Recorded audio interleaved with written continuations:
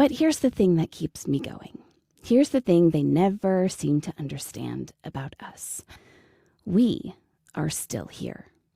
Every day, regular people wake up exhausted, underpaid, overwhelmed, grieving, anxious about groceries and rent and whether this country even sees them anymore, and they still choose to fight for each other. Because the truth is, change rarely starts in the safe places. It starts with stubborn people in impossible districts. It starts with candidates who are told they can't win. It starts with underdogs who decide that even if the odds are terrible, surrendering the country to extremism without a fight is simply not an option.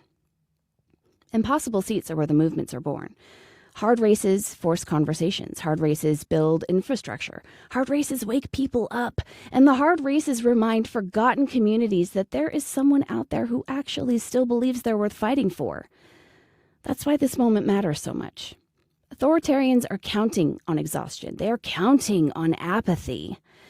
They're counting on working people throwing up their hands and saying, nothing will ever change. But history has never belonged to comfortable people.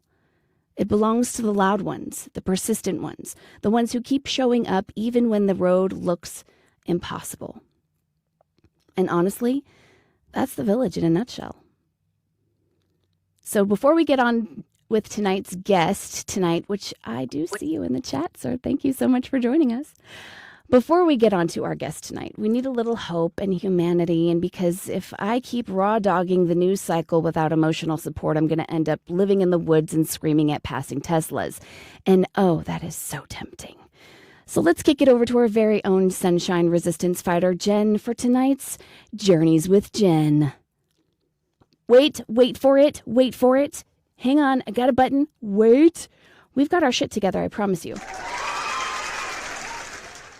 Oh, the applause were great. Thank you, guys. Thank you, everyone. Thank you for being here.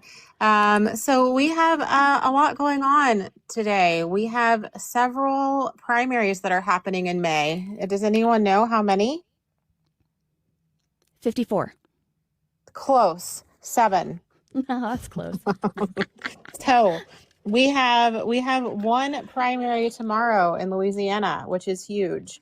And I do hear from people who are in Louisiana that big things are happening. I think they, even with all of the crazy shenanigans going on, they are very hopeful in Louisiana. So we'll see how that turns out. And then we have on May 19th, we have primaries in Alabama, Georgia, Idaho, Kentucky, Pennsylvania, and Oregon. And one of the best places that you can go to prepare for your primary is going to be www.vote411.org. So this is something where you can check your voter registration status. I can't tell you how many stories we have heard through this primary cycle where people have shown up to vote to find out that they are not registered. And that's a huge issue. So be looking at that now. Don't wait till the last minute. You can also see what's on your ballot. You can also find where your polling place is to go and cast.